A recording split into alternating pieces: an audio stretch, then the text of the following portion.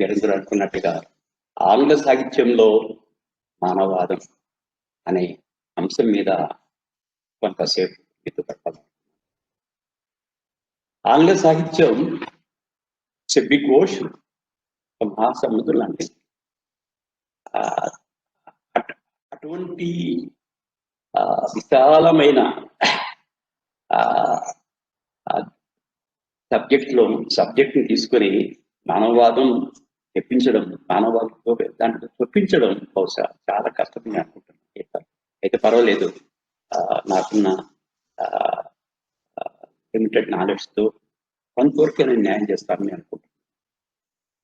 ఆంగ్ల సాహిత్యం 6వ శతాబ్దంలో ఆంగ్లో సాక్సన్ లిటరేచర్గా ప్రారంభమై 11, 12, 13 శతాబ్దాల్లో మిడివల్ లిటరేచర్గా రూపొందించబడి 16th సెంచరీ వచ్చేటప్పటికి రెనెసాన్స్ హ్యూమనిజం వచ్చిన తర్వాత అది మోడర్న్ లిటరేచర్గా, ఆధునిక సాహిత్యంగా మారింది.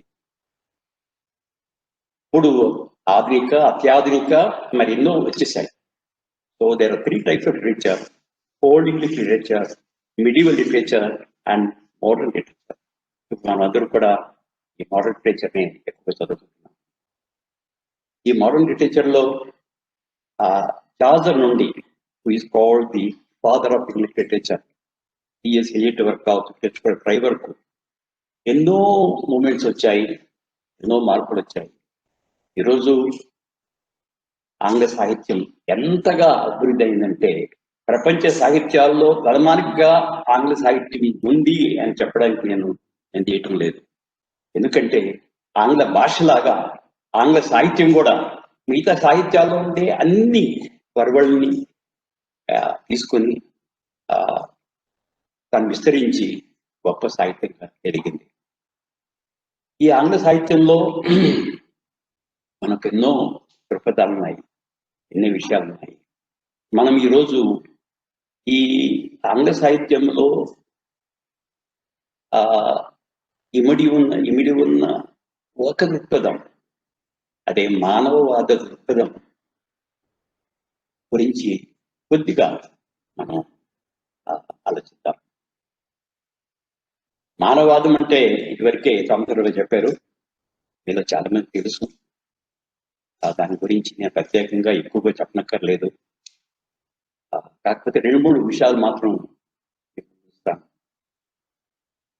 మానవవాదం, humanism, is essentially a man centered philosophy. మానవునితో, మనిషితో ముడిపడి, మనిషి చుట్టూ తిరుగుతూ, మనిషి కోసం, మనిషి అభివృద్ధి కోసం, మనిషి వికాసం కోసము వచ్చిన దృక్పథమే ఈ మానవవాదం. మనకి ఎన్నో వాదాలు వచ్చాయి, మీకు తెలుసు. కానీ అబ్సర్డిస్ట్ వాదం వరకు మనం వచ్చేసాము, ఎక్కడో మొదలుపెట్టి. కానీ ఇన్ని వాదాల్లో ఈరోజు ప్రస్తుత ప్రపంచ పరిస్థితికి, socio economic conditions, cultural conditions of the world, conditions of India, Andhra Pradesh, మానవవాదము కొన్నంత రెలవెన్స్ ఇతరులకు లేదేమో అనిపిస్తుంది. నేను చెప్పాల్సింది ఏంటంటే అన్ని వాదాలు ఉన్నాయి, మంచివే. మనకి ఈరోజు ఎక్కువగా అవసరమైన వాదం, మనం మన సమస్యల నుండి బయటపడి సర్వతోముఖాభివృద్ధి సాధించి మానవులందరూ ఒక ఉన్నత స్థాయికి ఎదిగి అందరూ కష్టపడి పనిచేసి వాళ్ళకి కావాల్సిన తీసుకొని మంచి జీవితం గడపడానికి తోడ్పడే మహా సాహిత్యమే ఆంగ్ల సాహిత్యం, ఈ మానవవాదం. ఇంకా ఇంగ్లీష్ లిటరేచర్లోకి వెళ్తే చెప్పాలంటే ఇప్పుడు చెప్పాను మీకు, ఇది మానవుని చుట్టూ తిరుగుతున్న దృక్పథమే మానవవాదం. మీకు అందరికి తెలిసిందే, కొత్తగా ప్రొటాగరస్ అని ఆయన సమ్మప్ చేశాడు. Man is the measure of the universe. ఇందులో పూర్తిగా సమమైంది నేను భావిస్తాను. ఎప్పుడో చెప్పాడు ఆయన, man is the measure of the universe. మీరు ఒకసారి ఆలోచించండి. అంటే మీ అందరూ బహుశా దీనికి అంతగా అవసరం లేదు, ఇతరులు కూడా మనసులో పెట్టుకొని చెప్తున్నాను. మనం ఇప్పుడు ఏది చేసినా, ఏది ఆలోచించినా మన ప్రామాణికం దేనికి? ప్రమాణం దేనికి? ఇది చాలా ఇంపార్టెంట్ అంటున్నాం. ఏ దృక్పథంతో ఎవరికి ఇది ఇంపార్టెంట్, ఇది చాలా అవసరం అంటున్నాం. ఎవరిని మనసులో పెట్టుకొని అంటున్నాం. కానీ ఈ రోజున మనము ఏవో మనం చేసుకుంటున్నాము. కానీ అది నిజంగా అవసరం కావచ్చు, అది మనకు ఆనందదాయకం కావచ్చు. మనిషికి అది పనికి వస్తే అది మంచిది.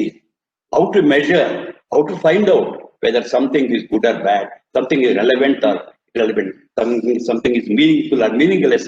ఆ కొలత వద్ద ఏంటి అని ఆలోచిస్తే ఆ కొలత వద్దే ఈ మానవవాదమని నేను భావిస్తున్నాను. అంటే మానవుని వికాసానికి, మానవ అభివృద్ధికి, మానవ సంతోషానికి ఏదైతే సహకరిస్తుందో అది అవసరం, అది మనకు కావాల్సింది అని మానవుని ప్రాతిపదికగా కొలత బద్దగా పెట్టుకొని మనం చూడాల్సిన అవసరం ఉందని చెప్తుంది. ఇంత గొప్ప వాదాన్ని నేను ఇంతవరకు చూడలేదు. కాబట్టి మానవవాదం మనందరికీ ఈరోజు అత్యవసరంగా కావాల్సిన వాదం. ఇక ఈ మానవవాదాన్ని, మనిషి ఔన్నత్యాన్ని గురించి చాలా మంది, చాలా కవులు ఎంతగానో చెప్పారు. కానీ షేక్స్పియర్ అనే ఒక డ్రామటిస్ట్ చేసిన వ్యాఖ్య అన్నిటికంటే చాలా మహోన్నతంగా ఉందని భావిస్తున్నాను. Summed up humanism in a few lines. ఒకనొక నాటకంలో ఆయన with a sense of wonder, సంబరమాశ్చర్యములతో, మనిషి అంటేనే సంబరమాశ్చర్యంతో ఆయన ఇలా అంటాడు,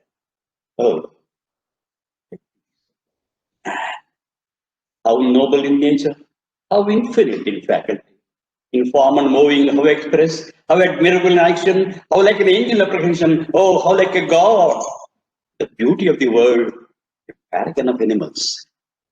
చూసారా, ఎంతో సంభ్రమాశ్చర్యాలతో మనిషి అంటే, ఆహా, మనిషి ఎంత గొప్పవాడు, మనిషి ఎంత మహోన్నతుడు, స్వాభావికంగా ఎంత గొప్పవాడు, శక్తి సామర్థ్యాల్లో ఎంత ఘనుడు, అవగాహనలో ఎంత సామర్థ్యం కలవాడు. అవగాహన కాకుండా నిజంగా ఆకారంలో చూస్తే దేవునంత అందగాడు. ఆ మాటకొస్తే దేవుడే మానవుడు. How like a man, how like a god, the beauty of the world, the paragon of animals. ప్రపంచానికి అందమే మానవుడు అని ఆయన చెప్పడంలో మనం మానవుని యొక్క ఉనికిని, మానవుని యొక్క గొప్పతనాన్ని, మనం ఔన్నత్యాన్ని బాగా గ్రహించగలం. తర్వాత మనము మన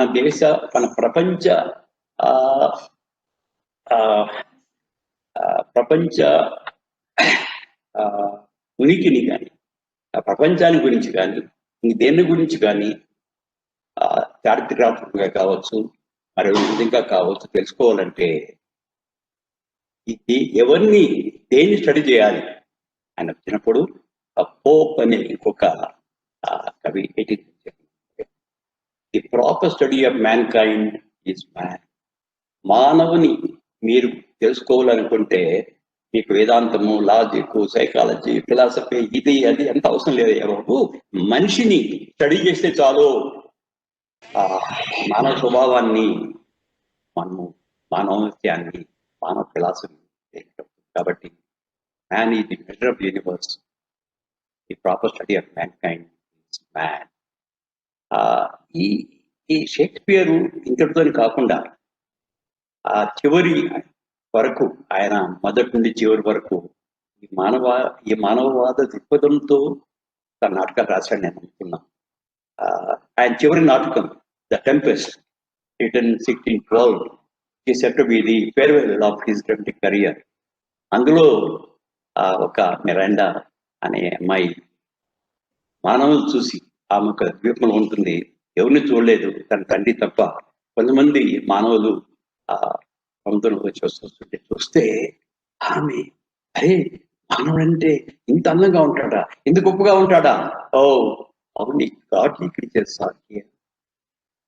how beauteous is mankind, how beauteous is mankind. అలాగా నాకు చెప్తుంటే ఆ షేక్స్పియర్ మహానుభావుడు మొదటి నుంచి చివరి వరకు ఈ దృక్పథాన్ని పాటించాడని ఇక ఆ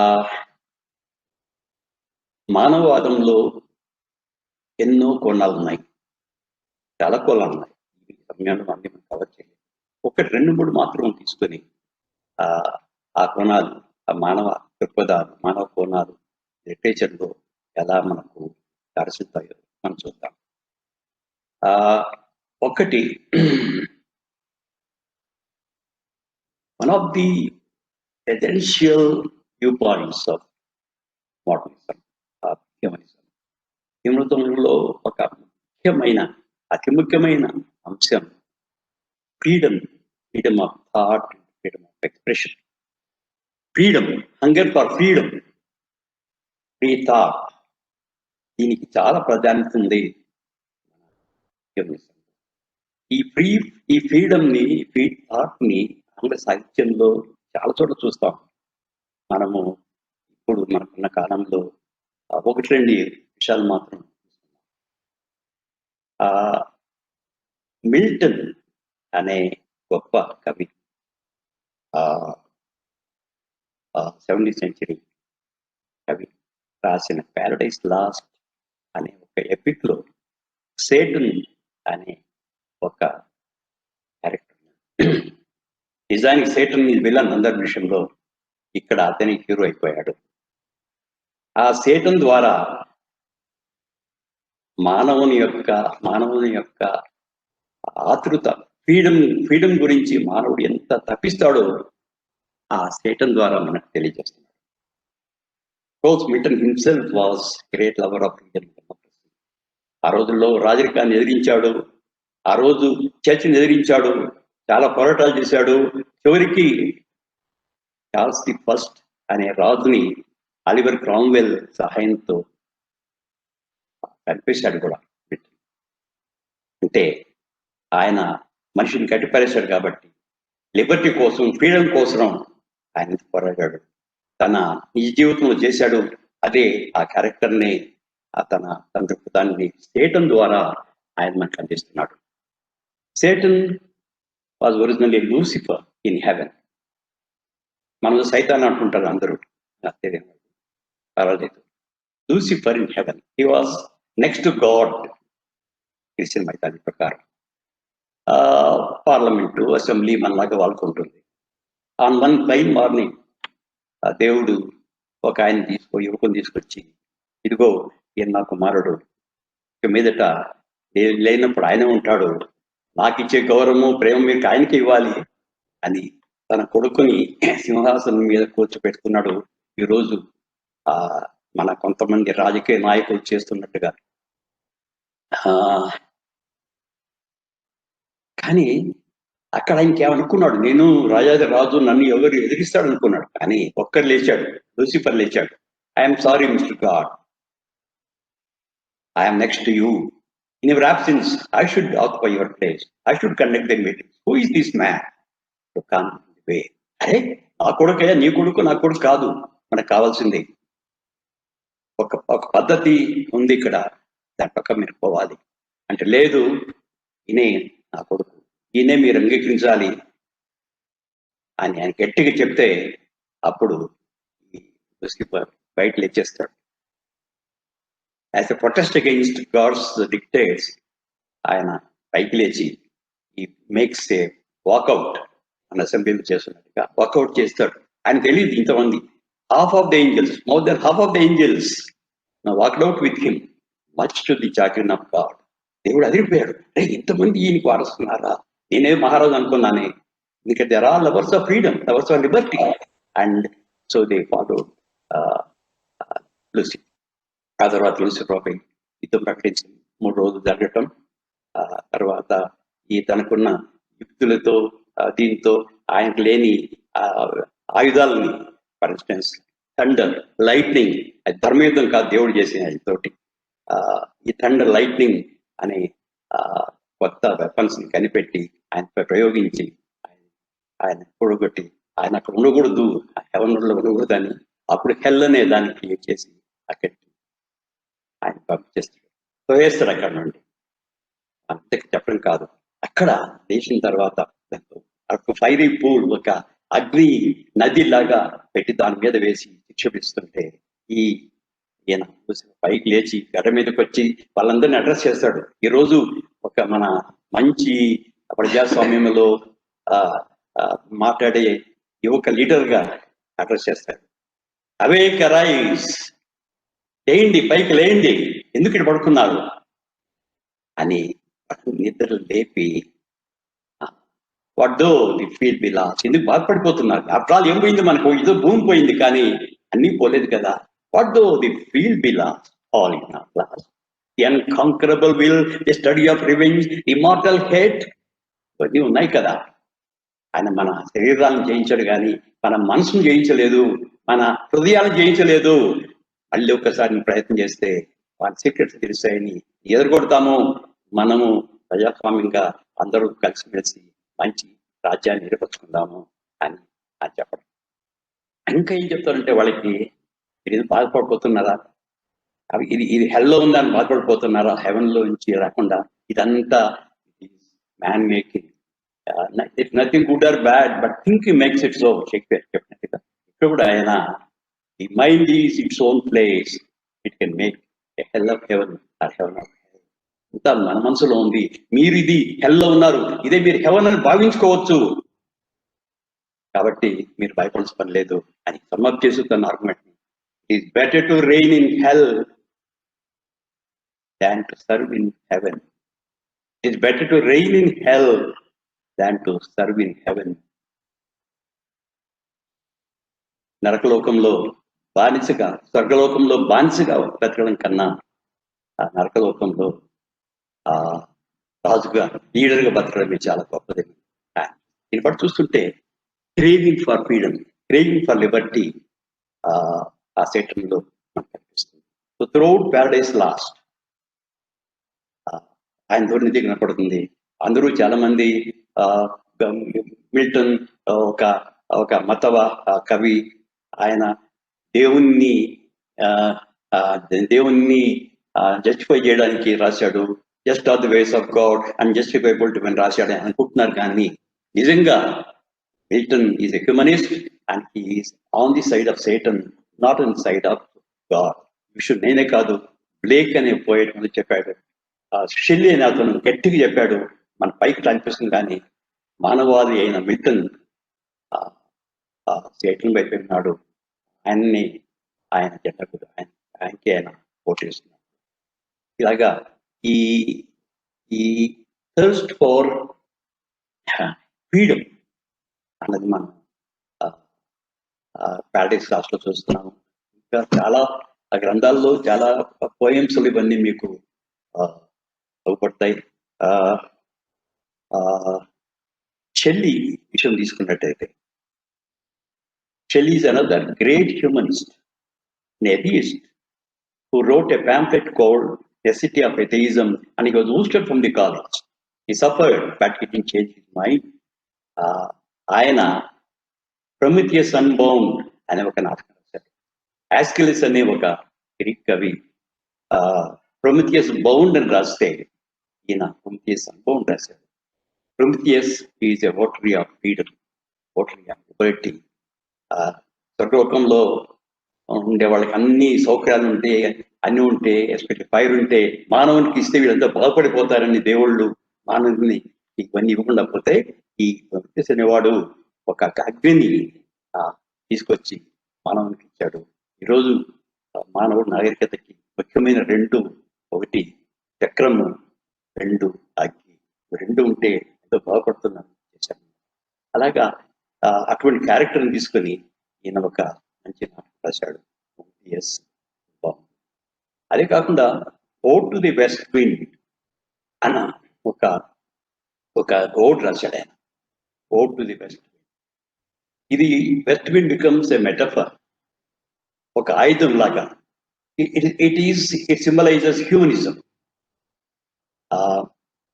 మనలో ఎన్నో పాత భావాలు ఉన్నాయి, ఎన్నో పనికిరాని పాత ఆలోచనలు ఉన్నాయి, పాత భావాలు ఉన్నాయి, వాటిని వెదించలేకపోతున్నాం, వాటిని బయటపడలేకపోతున్నాం, సాంప్రదాయ ప్రవాహంలో కొట్టుకుపోతున్నాము, ఆ ప్రవాహాన్ని ఆడుకొని ముందుకు రాలేకపోతున్నాము. ఈ పాత భావాలు ఎలా పోవాలి, కొత్త ఆలోచనలు ఎలా రావాలి అని ఆయన అనుకుంటూ ఈ వెస్ట్ విండ్ తీసుకొని దాని మీద పాట రాశారు. I fall upon the thorns of life, I play, oh, lift me like a wave, lift me like a leaf, lift me like a cloud, oh west wind, blow out dead thoughts in me, so as to quicken a new birth, blow out dead thoughts in me like withered leaves, to quicken a new birth. ఒక కొత్త యుగాన్ని, ఒక కొత్త ఆలోచనని తీసుకురావడానికి నాలో ఉండే పాత భావాల్ని, పనికిరాని ఆలోచనల్ని కలిగించు అని ఎక్స్ప్రెస్ చేస్తున్నాడు. So speaks volumes of his craving for liberty. ఇలా చెప్పుకుంటే చాలా ఉన్నాయి. ఇంతటితో ఈ అంశానికి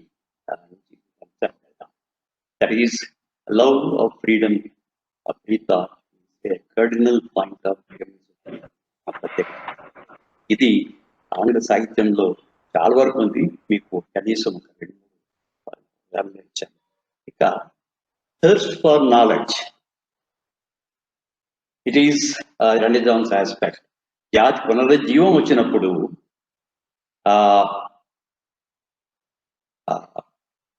one of the aspects of humanism is thirst for knowledge, which was denied to man throughout the medieval period.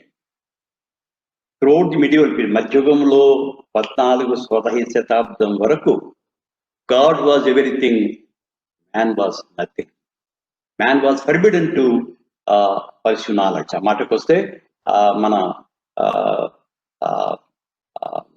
చరిత్రలోని Christian చరిత్రలో చూసినట్టయితే అక్కడ కూడా దేవుడు యాడమ్ తయారు చేసి, అతని నుంచి ఈవుని తయారు చేసి, వాళ్ళకి అన్ని సుఖాలు అన్ని ఇచ్చి, ఒక చెట్టులో ఉన్న ఆ చెట్టు నుండి మీరు ఏ పంట తినకూడదు, it's a forbidden tree, it's a tree of knowledge, good and evil, దాంట్లో మాత్రం పండు తినొద్దు అన్నాడు దేవుడు. ఏంట్రా ఇది ఘోరం ఇది అంటే, ఎందుకు చేస్తున్నాడు ఈ పని?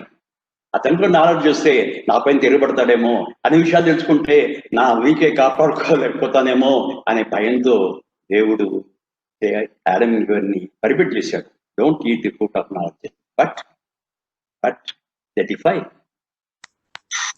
Eve joins Adam, Adam defies, and they eat the fruit of knowledge and they are thrown down. అది వేరే విషయం. దానికి తీసుకొస్తే ఇక్కడ కూడా thirst for knowledge హ్యూమనిజంలో పెద్దగా పోగేస్తుంది. ఈ విషయాల్లో చాలా గ్రంథాలు ఉన్నాయి.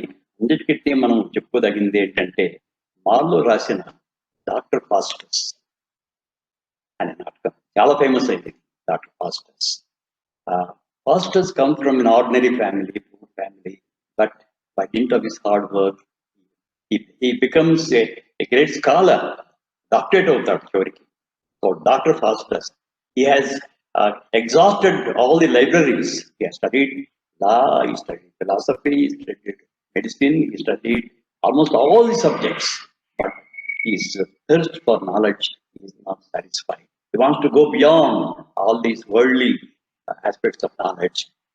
కొన్ని మ్యూజిషియన్స్ చేస్తుంటారు, కొన్ని గాడ్లీ ఆస్పెక్ట్, దేవునికి మహిమలు ఉన్నాయి, మాహిత్యం ఉన్నాయి, అరియగలుగుతాడు, ఇది చేయగలుగుతాడు, ఈ can fly in the sky, ఈ కెన్ గో ఎనీవే, ఇవన్నీ ఉన్నాయి. అది నేను ఎందుకు చేయకూడదు?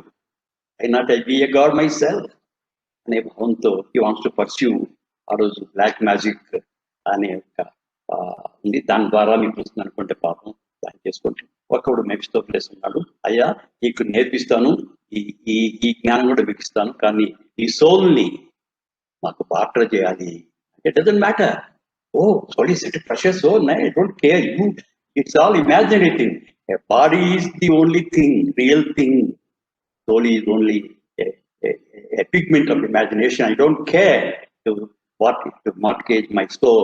Take any souls that come, mortgage it. He gets that freedom, he gets that magic, and he creates. Of course, ఆ తర్వాత అది ఇంకో రకంగా వెళ్ళిపోతుంది. ఇప్పుడు చూస్తుంటే మనిషి ఉన్న మనకున్న బెంచ్ ఆఫ్ నాలెడ్జ్ కాకుండా ఆ రోజు డివైన్ నాలెడ్జ్ అనుకున్నారు. దేవుడికే ఉండవలసిన కొన్ని మహిళలు మాహితులు ఉన్నారు. Man wanted to fly like a bird.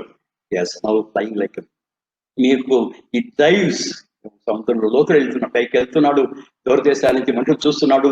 ఏ గుణాలైతే ఏ దేవునికి సాధ్యమవుతాయో మానవునికి సాధ్యం కాదనుకున్నాడో వాటిని అన్నిటి కూడా మానవుడు సాధించగలిగాడంటే ఈ మానవాద ప్రభావం వల్లనే ఆయన చేయగలిగాడని అనుకోవచ్చు.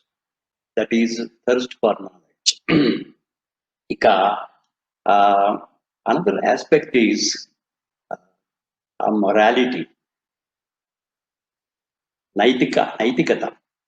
అసలు రిలీజన్ ఎందుకు వచ్చిందయ్యా అంటే అందరూ చెప్పేది ఏంటంటే మానవుణ్ణి మంచి మార్గంలో, ధర్మ మార్గంలో నడపడానికే వచ్చింది మతం. అసలు దేవుడు ఉన్నాడు అనే వేరే విషయం. దేవుడిని ఎందుకు పెట్టుకున్నాడు మానవుడు? తనకి ఒక పోలీస్ స్టేషన్ గా పనిచేస్తాడని, తను మంచి మార్గం నడుపుతాడని, మంచి వెలుగులు మనలో ఉంటాయని ఆయన అనుకున్నాడు. అందుకని ఈ మతం వచ్చింది. మతం వచ్చింది మనకు నైతిక విలువల్ని ఇవ్వడానికి అని నమ్ముతుంటారు. Without religion there will be no morality. Religion morality మీద చాలా విషయాలు రాశారు చాలా మంది రిలీజియన్ మొరాలిటీ. కానీ అందరూ అనేది ఏంటంటే without religion there is no morality. ఇది టోటలీ మిస్కన్సీవ్డ్ నోషన్ అని ఈరోజు మానవవాదం చెప్తున్నారు. Morality is not made but discovered. The kind of morality that we are following is something that is made. It has been already framed, dictated in some scripture, that is Bible కావచ్చు, భగవద్గీత కావచ్చు, పురాణం కావచ్చు, మరి పురాణం కావచ్చు, ఏదైనా కానీ already తయారు చేసి పెట్టేశారు. దాన్ని మనం తీసుకుంటున్నాం, వాడుకుంటున్నాం. But real morality is not that. Morality is not something that is made. Morality is something that is discovered. Man should discover morality. How? By virtue of his own personal experience. తన జీవిత అనుభవంలో చూసి ఏది మంచి ఏది చెడ్డ, జీవితాంతా చదువుకొని, ఈ ప్రపంచాన్ని చదువుకొని మనిషి ఏర్పరచుకున్న నియమమే నిజమైన మొరాలిటీ. సరే, అలాగా ఆ మొరాలిటీ అండ్ రిలీజియన్ మీద పెట్టగలిగితే humanism stands for man-made morality, not God-made morality. Good without God అన్న కాన్సెప్ట్ ఈరోజు అమెరికాలో చాలా చోట్ల చాలా అద్భుతమైన. One can be good without belief in God. Religion is based on belief in God. Humanism is based on belief in man. కాబట్టి మనిషి ఒక మంచి జీవితం జీవించడానికి దేవుడు మతము అవసరం లేదు. తన స్వయం కృషితో, తన డిటర్మినేషన్ తోనే మనిషి మంచిగా జీవించవచ్చు. Man can lead a morally sound life, an ethically upright life without subscribing to any religious dictates. ఏ మతానికి చెందకుండా మనిషి మంచి జీవితాన్ని, నైతిక విలువలతో కూడుకున్న జీవితాన్ని, తనకి కాకుండా నలుగురికి పనికొచ్చే జీవితాన్ని గడపవచ్చని మానవాళి చెప్తుంది. ఈ విషయాల్ని మనం చాలా మంది కవులు వాళ్ళ కవితల్లో, నాటకాల్లో, కవితల్లో ముందుకొచ్చారు. షేక్స్పియర్ రాసిన గొప్ప నాటకం hamlet. Hamlet is the prince of Denmark. One day he gets the news that his father is dead.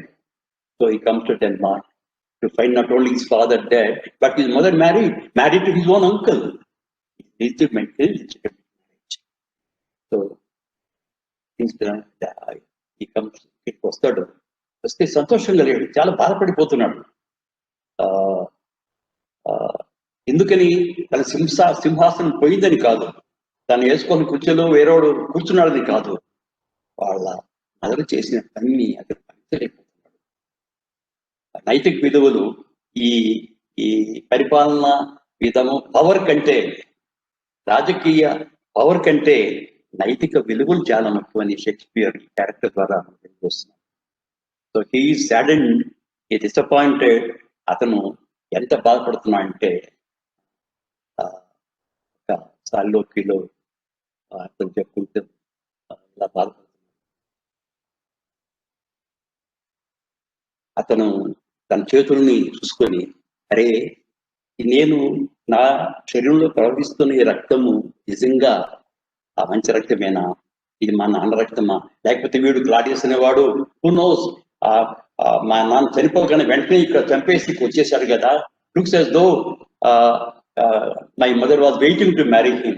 That case, who knows, my mother might have had illicit relationship with this fellow even before the death of my father. Who knows, I myself must have been born not to my father but to this devil, this Claudius. అటువంటి రక్తంతో నేను ఎలా ఉండగలుగుతాను? No no, పోవాలి ఇది. Oh this to suppressed, suppose this to solid flesh, correct flesh should melt. Oh, this to solid flesh should melt, calm dissolves into a dew. Oh, how can I live these days? My mother, who is said to have shed crocodile tears when my father died. Not even the eye redness in her eyes is out, she has married. Not even the shoes on which she walked to funeral are worn out. Maddy, oh, wretched lady, can't bear this. So throughout the play, Hamlet is interested in protecting human values, moral values, not in occupying, not in killing his uncle, or defeating his uncle, and taking power. అందుకే అతను పరాషియో అనే స్నేహితుని పక్కన పెట్టుకొని చెప్తున్నాడు, పరాషియో, నువ్వు నన్నేమో గొప్ప అనుకుంటావు, నువ్వు నాకంటే గొప్పవాడు, అన్ని వదిలేసి నా కోసం వచ్చేసావు, నీ తల్లిదండ్రులని అన్ని వదిలేసి నా కోసం వచ్చేసావు. ఓ give me a heart that's like yours, I will bear it. కాబట్టి నువ్వు నాకొద్దు, నా తర్వాత నీవు కావాలి, you should occupy the throne, not me, because morally you are far greater than I am.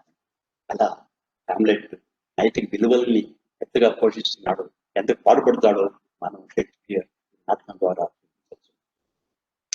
అలాగే సింగిల్ ఇయర్ అనే ఇంకొక పెద్ద చాలా అన్నయమైన, చాలా డీప్లీ మూవింగ్ ట్రాజడీ తెలిసింది. సింగిల్ ఇయర్, 3 daughters తెలుసు, ఆయన ఫ్యాన్సీ ఇప్పటికీ అతను రాసి ఇవ్వడము, మొదటి 2 కూతుర్లు అతన్ని మోసం చేయడము, అతను దీన్ని భరించలేకుండా బయటకు వెళ్ళిపోవడం. ఇక్కడ ఆయన చూస్తుంది ఏంటంటే ఈ ఆ కడ్డీలి అనే ఆ కూతురు ఉంది, ఆ ఒక్క కూతురు మాత్రము ఆయన ప్రేమిస్తుంది, కానీ అది కూడా లెక్క పెట్టకుండా ఆమెకు ఈ ఆస్తులు ఏమాత్రం భాగం ఇవ్వకుండా వాళ్ళన్నీ డిఫై చేసి ఈ కడ్డీలాకి ఏమాత్రం లేకుండా చేశాడు. కానీ కడ్డీలా మాత్రం వాళ్ళ నాన్నని ఏమి అపార్థం చేసుకోలేదు.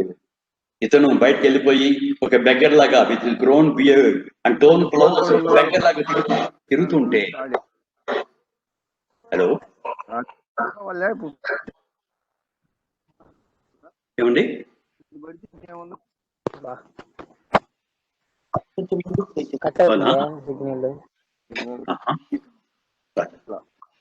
అయిపోయింది. లేదు సార్, అబ్బాయి లేట్ వచ్చేదా తీసుకోవాలి, వస్తారు తీసుకోండి. సిగ్నల్ కట్ అవుతుంది. అజయ్ నందూరి గారు బంద్ చేయండి మీ స్పీకర్ ని. బండి ఉంది, అబ్బాయి బండి మీరు కానివ్వండి సార్, అతను వేరే వాళ్ళతో మాట్లాడుతున్నాడు, మీతో కాదు సార్, మీతో కాదు వాళ్ళ బిడ్డతో మాట్లాడుతున్నాడు. ఓకే. ఈ నైతిక విలువలు, నిజమైన నైతిక విలువలు, మానవత్వాన్ని పుడుచుకున్న విలువలు లీయర్లో ఎలా మనకు ఉత్పన్నమవుతున్నాయో మనం చూస్తున్నాం. లీయర్ అంతగా ఉన్నవాడు బయటకు వచ్చేసి, అరే నేను బుద్ధుల్లాగా బుద్ధుడు బయటకు వచ్చాక అతనికి ఎట్లా విజ్ఞానం వచ్చిందో అలాగా లీయర్ కూడా బయటకు వచ్చిన తర్వాత జీవితం అర్థమైంది. తిరుగుతున్నాడు. అప్పుడు తన కూతురు కనపడితే, కడ్డీలే కనపడితే, అమ్మ చెయ్యో నాన్న ఇట్లా అయిపోయినావా, అని అంటే ఎవరికైతే అన్ని ఇచ్చాడో వాళ్ళు అతను పట్టించుకోలేదు, ఎవరికి ఏమి ఇవ్వలేదో తాను మాత్రం ఒక విలువలకు కట్టుబడి వచ్చి మా నాన్న ఆయన వచ్చి పాదాల మీద పడి నన్ను ఆశీర్వదించనన్నా అంటే అప్పుడు ఈయనకి మనసు రాదు. I'm not qualified to bless you అని ఆయన చెప్పిన మాటలు మనం వింటుంటే చాలా హృదయాన్ని కరింపజేస్తాయి. కడ్డిలియా, when thou dost ask for my blessing, I kneel thee down and ask of thee forgiveness. అమ్మా, నువ్వు నా పాదాల మీద ఆశీర్వదించమంటుంటే నేను దాన్ని తగనమ్మా, నేను తగను. నీవు కాదు నా పాదాల మీద పడాల్సింది, నేను నీ పాదాల మీద పడి నన్ను క్షమించు అని అడగాలి అని 80 ఏళ్ల ఆ వృద్ధుడు అలాగ మాట్లాడుతుంటే అందులో చెలించిపోతాం. అలాగే ఒక స్టామ్ వస్తుంది, పెద్ద తుఫాన్ వస్తుంది. అక్కడ తుఫాన్ వస్తుంటే తన దగ్గర స్నేహితుడు అందరూ ఉంది, ఒక దీనికి షెల్టర్ లెక్క రమ్మంటే అతను రాడు. నేను తుఫాన్లో ఉంటాను, నా జీవితం అంతా సింహాసనంలో కూర్చొని రాజరికంలో అన్ని సుఖాలు అనుభవిస్తూ జీవితం అంటే తెలుసుకోలేకపోయాను. ఇప్పుడు తెలుస్తుంది. Let me expose my self to the storm అని. అప్పుడు తెలుసుకుంటే అయ్యో, ఇప్పుడు నా పేదలు గుర్తుకొస్తున్నారు. ఈ స్టాములో ఇల్లు లేని, కప్పు లేని పేదలు ఎలా నివసిస్తున్నారు, కడుపు కాలుతున్న పేదలు ఎలా నివసిస్తున్నారు. అయ్యో, వాళ్ళ గురించి ఆలోచించలేదే. ఆయన ఇప్పటికైనా యూ ది లార్డ్స్, ఇప్పుడు అన్ని సుఖాలు అనుభవిస్తున్న పెద్ద ధనికులారా, లార్డ్స్ లారా, ఇప్పుడు తెలుసుకోండి. మీరు అలా ఉన్నారంటే ఇలాగా ఎంతో మంది సఫర్ అవుతున్నారని. దిగరండి మీరు మీ సింహాసనం నుంచి, మీ అసనాల నుంచి, మీరు ఏం దొరుకుతుందో చూడండి అని ఆ రోజు ఆయన మాట్లాడుతుంటే అందరికీ చాలా కళ్ళలో నీళ్ళు వస్తాయి. ఇది షేక్స్పియర్ మానవవాదం ద్వారా మనకి వినిపిస్తున్న నైతిక విలువలు. ఇక ఇలా చెప్పుకుంటూ పోతే చాలా ఉన్నాయి. అంటే రిలీజియన్ లో God is everything, man is nothing. But in humanism God is nothing, man is everything. ఈ విషయాన్ని మనకు చెప్పుకోవడానికి, దేవుని గురించి చెప్పుకోవడానికి చాలా ఆర్టిస్టిక్ గా వెయిటింగ్ ఫర్ గోదో అర్థం మనకుంది. టైటిల్ ఈజ్ వెయిటింగ్ ఫర్ గోదో, కాదని అర్థం.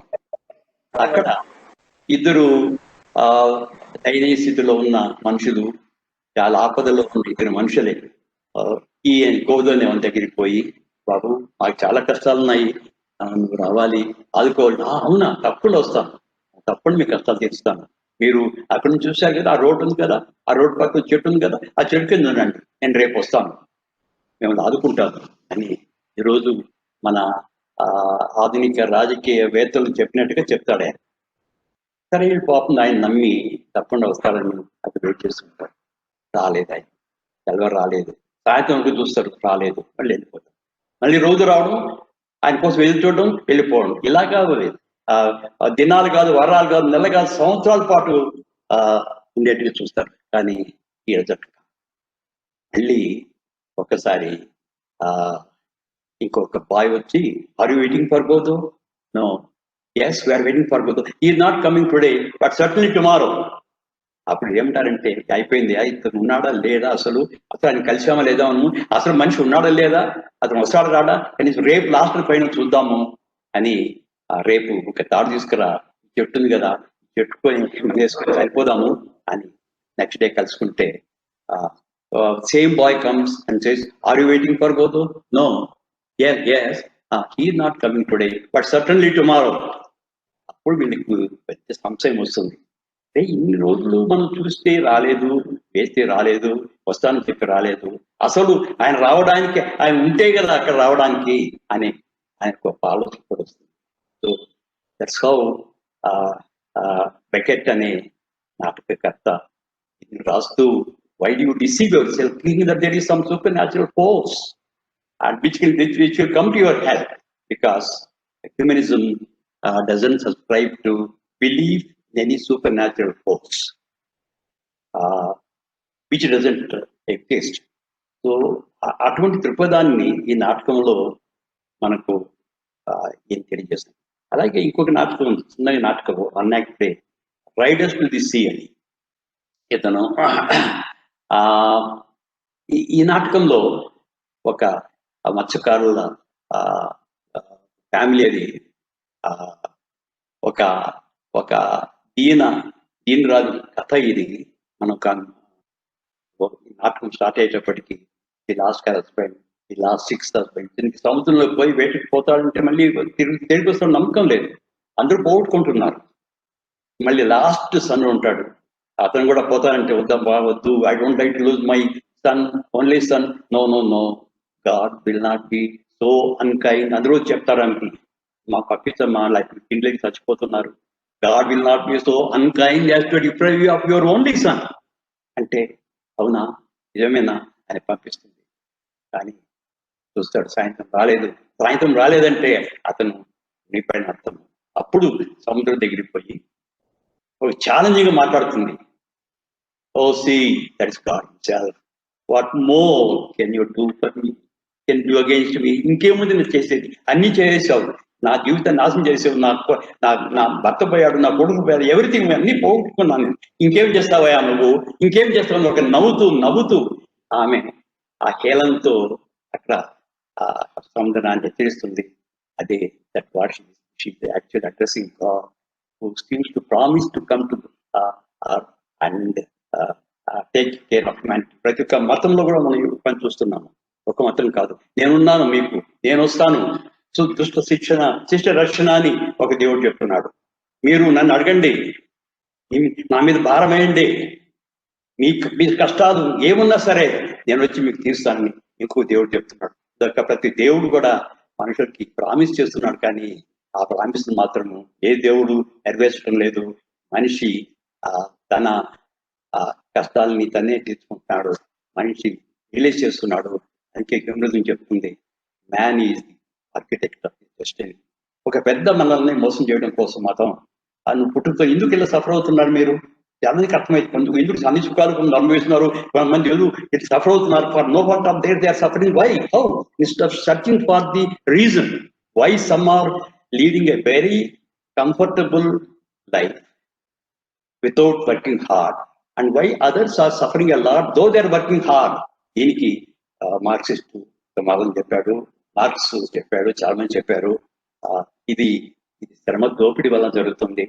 ఆ శ్రమ దోపిడిని అరికట్టినప్పుడే మనము సాంఘిక న్యాయం, ఆర్థిక న్యాయం జరుగుతుంది అని చెప్తుంటే, ఈ మతం మాత్రం అయ్యో ఇదంతా మనం చేసుకున్న పని ఏముందే అంతా, మీరు వాడు సుఖాలు అనుభవిస్తున్నా అంటే వాళ్ళు అడుగుచ్చారు బాగా, వీడు అనిపిస్తుంటే వీడు అడిగి రాలేదు పాపం అని ఒక పరలోకాన్ని సృష్టించేసి, పూర్వజన్మను పునర్జన్మను సృష్టించేసి దీన్ని చేసి మనల్ని మతం మోసం చేస్తూ వచ్చింది. ఇక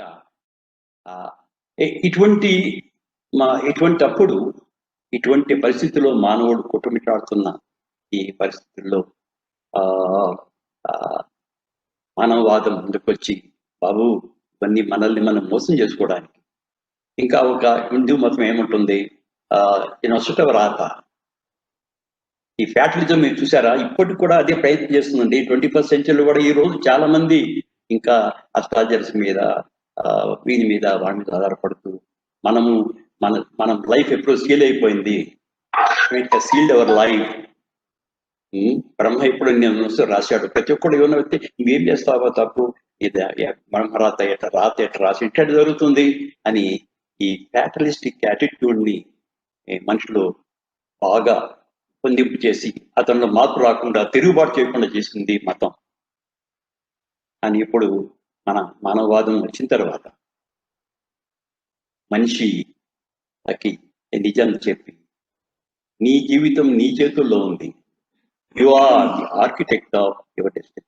Kabatti, it's up to you to make your life or mar your life.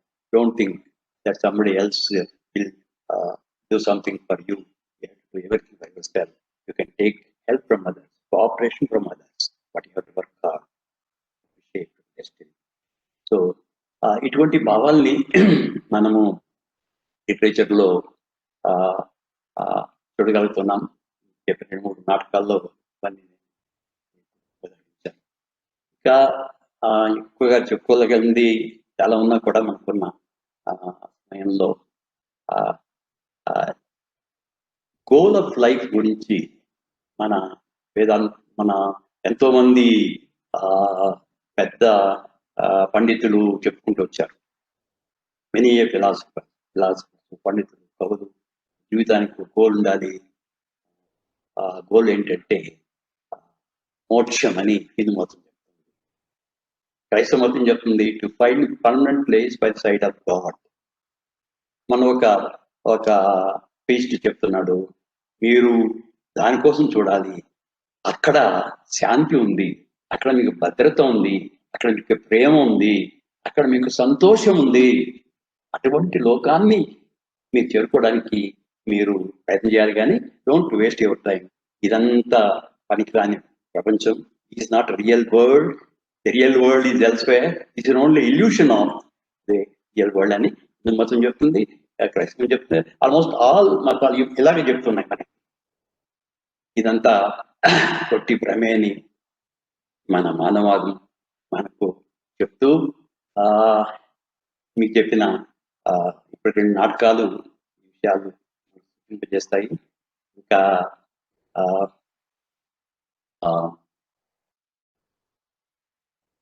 మిల్టన్లో మీకు అనిపిస్తాయి, షేక్స్పియర్లో అనిపిస్తాయి, షెల్లీలో అనిపిస్తాయి.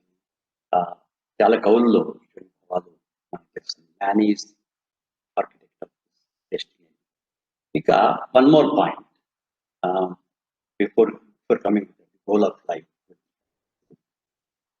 హ్యూమనిజం చాలా డల్గా ఉంటుంది, చాలా ఇట్స్ ఎ డ్రై సబ్జెక్ట్ అని అందులో ఏమీ లేదు, కల్చర్ లేదు, అందులో ఆహ్లాదకరమైన విషయాలు ఏమీ లేవు. How can people adapt humanism which is dull, dry అని చెప్తుంటారు. చాలా misleading statement. Humanism is as present, as lovable, as enjoyable as any other traditional religion. Humanism is not against pleasure, as some people unnecessarily strongly believe.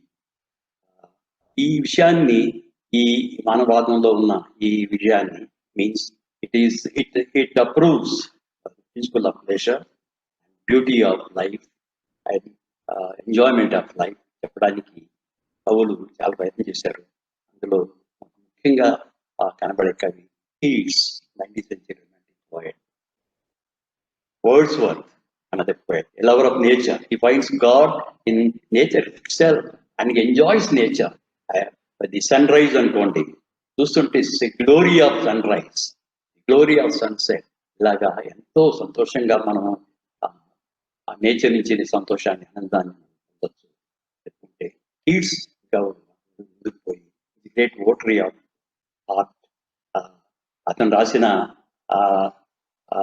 ఓడ్ of nightingale అనే ఒక ఓడ్లో చూస్తుంటే మనిషికి చాలా బాధగా ఉన్నప్పుడు అతను ఒక నైటింగేల్ని చూసి, నైటింగేల్ చక్కగా పాడుకుంటుంటే తను కూడా నైటింగేల్ వరల్డ్లోకి వెళ్ళిపోయి తన బాధని మర్చిపోయి చాలా ఆనందిస్తాడు.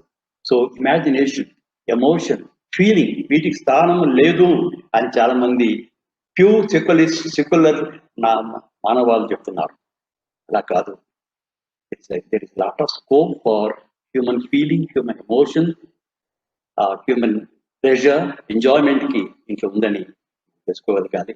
ఆ కీట్స్ చెప్తున్న దీంట్లో ఇంకో రాసిన ఓడ్ టు గ్రీషియన్ ఎర్న్ అనే ఒక ఓడ్ రాశాడు, చాలా చక్కటి ఓడ్. అందులో ఒక గ్రీషియన్ ఎర్న్ మీద చెక్కబడిన శిల్పాల గురించి ఆయన మాట్లాడుతూ ఒక జంట, ప్రేమికుల జంట, ఈరోజు మనం చూస్తున్నాం, ఎక్కడ చూసినా రోజు ప్రేమికుల జంట గురించి ఎంత ఘోరం జరుగుతుందో మీరు చూస్తున్నారు. అలా కాకుండా నిజమైన ప్రేమికులు ఎలా ఉంటారు అని దాన్ని చూపిస్తూ, ఈ నిజ జీవితంలో మనకి చాలా మోసాలు జరుగుతుంటాయి. ఒక అమ్మాయిని పెళ్లి చేసుకుంటాడు, మరి ఆయన వదిలేసి ఇంకోని చేసుకుంటుంటాడు. ఇలా కాకుండా నిజమైన ప్రేమ, నిజమైన అనురాగం మన హార్ట్లో మనకు చూపిస్తుంది. ఇక్కడ అబ్బాయి, అమ్మాయి, పెళ్ళికొడుకు బాగుంది. Oh forever will thou love and she be fair. Forever will thou love and she be fair. నీ జీవితంలో ఆ అమ్మాయికి కొన్ని రోజులు అందంగా ఉంటే అందం పోతుంది, నువ్వు కూడా నీ నీ నీ నీ ప్రేమ మారిపోతుంది. కానీ కళారంగంలో అలా కాదు, అది ఎప్పుడు పర్మనెంట్గా ఉంటుంది అని చెప్పుకుంటూ forever will thou love be fair. తర్వాత బ్యూటీ గురించి మాట్లాడుతూ is called a poet of beauty. ఆయన అది ఎంత అందంగా ఉందో అని చెప్పుకుంటూ, అందుకంటే ముందుగా మ్యూజిక్, మనం వాడుతున్న మ్యూజిక్, ఆ కళారంగంలో మ్యూజిక్ కొన్ని డిఫరెన్స్ చెప్తూ, మనం వాడుతున్న మ్యూజిక్ కంటే కళారంగంలో మ్యూజిక్ చాలా ఉంటుందని. అంటే ఒక విషయాన్ని వినేస్తే, ఒక రాగాన్ని మనం వినేస్తే ఒకసారి బాగానే ఉంటుంది, 2-3 సార్లు వింటే అది ఆనందం ఉండదు. కానీ ఈ గొప్ప మ్యూజిక్ లో అలా కాదు. చెప్తున్న వాక్యాలనే మనం కోట్ చేయాలంటే, heard melodies are sweet, but those unheard are sweeter. Heard melodies are sweet, but those unheard are sweeter అని చెప్పుకుంటూ కన్క్లూడ్ చేస్తారు. లవ్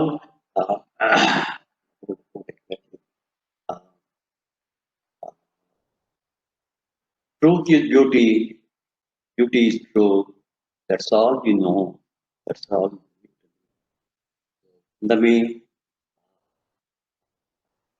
నిజం, నిజమే అందం అంటే ట్రూత్ నిజమని అన్నగాని, అలాగా నేను చెప్తున్న పాయింట్ ఏంటంటే, humanism is very much far human pleasure. So I mean gives a lot of importance to human emotion. Architecture కి, సాహిత్యానికి హ్యూమనిజం చాలా తోడ్పడుతుంది. అటువంటి దాన్ని మనం చూస్తున్నాం. ఇంకా మీకు లాస్ట్ లో చెప్తుంది ఏంటంటే, the goal of life. Complete this. All our great masters have been saying many things about goal of life. As I said already, the goal of life is to attain moksha, to find permanent place by side of God. Janta, the world is illusion, but humanism firmly believes that the only world that is real. All other worlds are illusions. Wrong. We have only one world, the world in which we live. All that we have to do is to better the condition of this world instead of craving for a place in a better world. We have to make this world a better place. This is Bernard Shaw. The నాటకాల్లో అంతా ఆయన చెప్పిన ఒకటి ఏంటంటే, your goal of life must be to leave this world a better place than you found it అని చెప్పుకుంటారు. మానవవాదం దీనికి పూర్తిగా సహకరిస్తుంది, పూర్తిగా జీర్ణించుకుంది. సో హ్యూమనిజం, మానవవాదం, మనిషికి ఒక గోల్ ఉండాలి. Purpose of life is not just to eat, sleep and tick the bucket go away. As somebody said, what is life? Earning and spending. అదే మనం చేస్తున్నాము. అలా కాదు. మానవుడిన తర్వాత జీవితానికి పరమార్థం ఉండాలి. వీళ్ళనుకున్నంత స్వర్గము, నరకము, అది ఇది అనుకోకుండా ఈ ప్రపంచాన్ని, ఈ పరిస్థితిని చేసుకొని కష్టపడి ప్రపంచాన్ని better for future generation we have to leave this world better place అని చెప్తుంది. ఈ విషయాన్ని మనము చాలా పోయిటరీలో కావచ్చు, కథానికుల్లో కావచ్చు, నాటకాల్లో కావచ్చు మనం చూస్తున్నాం. Many characters have their own goals of life. ఇప్పుడే హామ్లెట్ గురించి చెప్పాను, ఏర్ గురించి చెప్పాను. అలాగే చూసుకుంటే చాలా కథలు, చాలా నాటకాలు, every character the inward message, అంటే పైకి చెప్పడం లేదు గొప్ప కవులు, ది ఇన్వర్డ్ మెసేజ్, గుప్తమైన అంటే implicit message in almost all the works of life, all the works of literature. Implicit message is this: we should have the goal of life, and we have to spend all our energy, intellectual, physical, on realizing the goal. So the goal of life must be the fullest realization of man. The fullest realization of man. Man doesn't come as a tabula rasa. Man doesn't come as a zero. Man comes with a self made of capacities, talents, potentialities. So man doesn't need anything from outside to become all that he wants to become. So man can exploit, as Rogers and astro humanist psychologist తనలో ఇమిడి ఉన్న గుప్తంగా ఉన్న శక్తి సామర్థ్యాలని ఉపయోగించుకునే a outward force, a spiritual force ఏ లేకుండా తన శక్తి సామర్థ్యాల వల్లనే తను అనుకున్నవి సాధించవచ్చు. ఈ ఈ నిజాన్ని ఆంగ్ల సాహిత్యంలో రెనెసాన్స్ లిటరేచర్ నుంచి మోడర్న్ లిటరేచర్ వరకు కూడా చూస్తున్నాం. So English literature helps us not only to understand life fully, not only to appreciate life, but also to lead a good life. Good life, not necessarily with any belief in any form of religion. Good life without God. So this is humanism for the time being.